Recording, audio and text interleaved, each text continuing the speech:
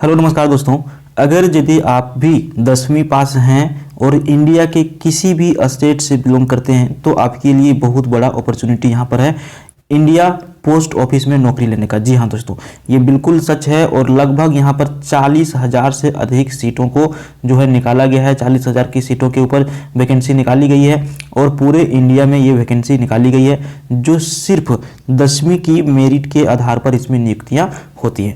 आपको पता होगा, आपने पहले भी भरा होगा। अगर यदि आप फर्स्ट टाइम भरना चाहते हैं तो वीडियो के अंत तक बने रहिए, सभी चीज़ों को आप समझ लीजिए, कैसे इसमें सिलेक्शन होता है, क्या रहेगा, क्या सैलरी रहेगी, सारी चीज़ों की जानकारी इसमें आपको मिल जाएगा। और आपको सबसे पहली चीज़ हम बता दें कि सिर्फ और सिर्फ मेरिट के आधार पर अगर यदि नौकरी आपको लेना है तो आप इस फॉर्म को जरूर भरिएगा। यहाँ पर देख पा रहे हैं आप, ये जो वैकेंसी निकाली गई है 27/1/2023 को निकाली गई है। गवर्नमेंट ऑफ इंडिया, यहाँ पर डिपार्टमेंट ऑफ पोस्ट, ठीक है। देखिए, एंगेजमेंट ऑफ ग्रामीण डाक सेवक, जिसको शॉर्ट में कहा जाता है GDS, इसमें भी आपका 3 तरह के सीट है, ठीक है। 3 तरह के सीट इसमें आपका है। एक आपका है, देखिए यहाँ पर एक यहाँ पर है आपका ग्रामीण डाक सेवक आने की GDS है, ब्रांच पोस्ट मास्टर आने की BPM इसको शॉर्ट में कहेंगे, और उसके बाद है असिस्टेंट ब्रांच पोस्ट मास्टर जिसके कहेंगे हम लोग ABPM। इस फार्म को आप जो है सिर्फ और सिर्फ ऑनलाइन के माध्यम से भर सकते हैं, समझ गए। देखिए, उसके बाद यहाँ पर सबसे ज़रूरी चीज़ है कि इसका डेट क्या है, तो 27/1/2023 से 16 फरवरी 2023 तक इसको आप भर सकते हैं, ठीक है। अगर यदि किसी तरह का गलत हो गया, करेक्शन करना है, तो 17 से लेकर के 19 फरवरी तक आप इसको भर सकते हैं, समझ गए।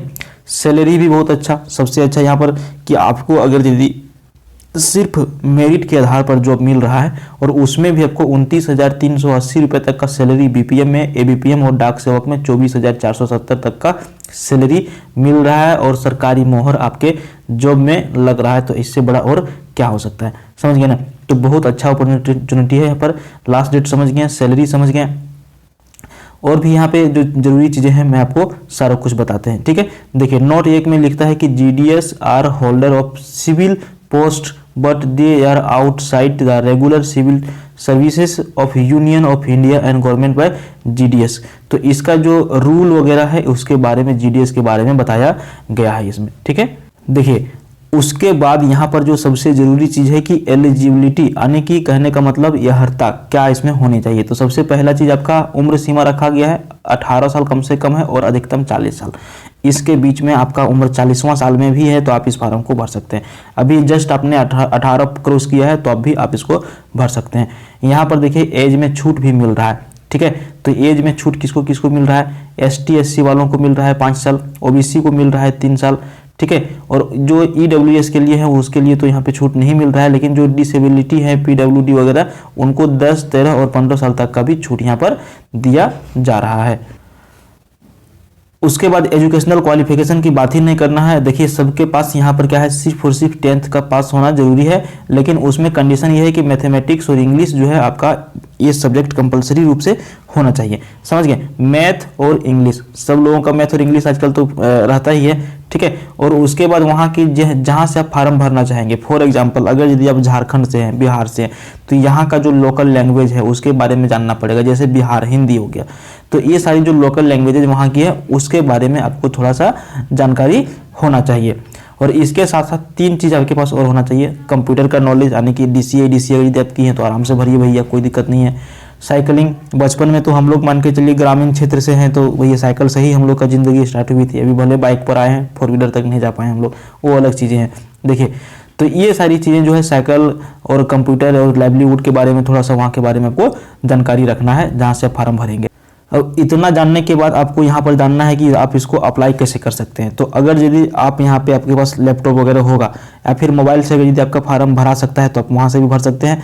और इसका जो ऑफिशियल वेबसाइट दिया गया है www.indiapostgdsonline.in, इसके ऊपर आप जाइएगा, यहाँ से आपको फार्म अप्लाई करने का ऑप्शन मिल जाएगा। लेकिन उसमें क्या है कि आपको जो भी डॉक्यूमेंट्स वगैरह हैं उसको आप वहाँ पे स्कैन अगर यदि आपके पास किया हुआ रहेगा तो ही कर सकते हैं, नहीं तो सबसे बढ़िया अपॉर्चुनिटी है, गलती होने से बचिए और साइबर कैफ़े में चल जाइएगा जो नज़दीक में आपका होगा। हर जगह चौक चौराहे पर आजकल साइबर कैफ़े वाले बैठे हैं भैया लोग, उनको भी 2 पैसे की आमदनी हो जाएगी और आपका फार्म भी सही से भरा जाएगा।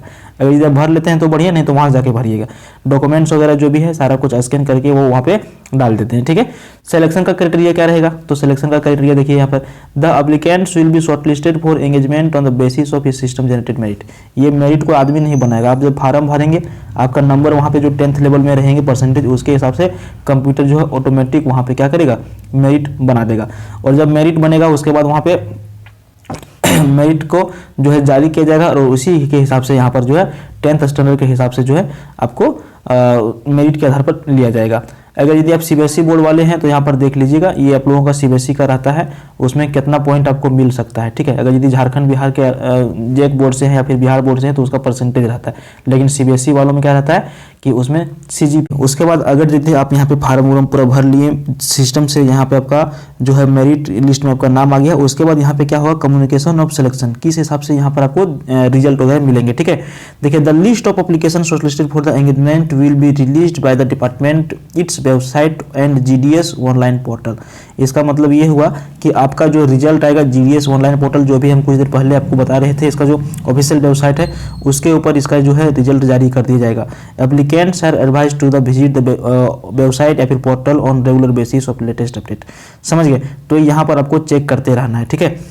उसके बाद यहाँ पर क्या करता है कि the selection of the applicants will be subject to verified of the original documents by the verifying authority. उसके बाद यहाँ पर जो है आप जैसे मान के चलिए रिजल्ट आपका आ गया, ओरिजिनल डॉक्यूमेंट्स वेरिफिकेशन आपका होगा और यहाँ पर जो है the applicant the time of application, ठीक है। तो जो आप सर्टिफिकेट वहाँ पे आप लगाएंगे जिस टाइम फॉर्म भरेंगे, जैसा कि हमने स्टार्टिंग में आपको बताया था कि इसमें स्कैन वगैरह करके रख लीजिएगा, समझ गए। उसके बाद वहाँ पर जब वेरीफाई करने के लिए सर्टिफिकेट देगा उस टाइम आपको वही सर्टिफिकेट लेकर के जाना है। उसके बाद यहाँ पर लिखता है upon declaration of the result आने के बाद the shortlisted applicants will be informed and called for document verification through SMS on his her registered mobile number. जो आप मोबाइल नंबर वगैरह डालेंगे, जब आपका पूरी तरह से सिलेक्शन हो जाएगा, जो सर्टिफिकेट आप उस टाइम डाले रहेंगे ऑनलाइन के समय, वही सर्टिफिकेट आपको लेकर के जाना है और इसकी जानकारी आपको एसएमएस या फिर कॉल के माध्यम से दिया जाएगा, ठीक है। उसके बाद देखिए, shortlisted applicants while attending the documents verification with the verifying authority will bring original documents, और उस टाइम आपको ओरिजिनल डॉक्यूमेंट्स लेकर के जाना है। The shortlisted candidates will be the allowed for total 15 days to submit the documents. Result आने के बाद 15 दिन आपको जो है समय यहाँ पर दिया जाएगा, ठीक है। तो आपको उस दरमियान में क्या करना है, अपना सर्टिफिकेट जमा कर देना है। तो इस वीडियो में इतना ही, लगभग चीज़ें तो आपको जानकारी में पहले से होंगी, लेकिन अगर यदि आपने 10वीं पास किया है तो मैं फिर आपको यही बोलूँगा कि सिर्फ और सिर्फ मेरिट के आधार पर इसमें जॉब मिलती है, आप इसको जरूर भरेंगे। आपका परसेंटेज अगर जितनी ज़्यादा होगा तो स्वाभाविक है आपकी जॉब इसमें लग जाएगी। 40,000 सीटें कम नहीं होती, पूरे भारत में बहुत ज़्यादा सीट है, भरिए इसको। बेस्ट ऑफ लक रहेगा मेरे तरफ से, धन्यवाद।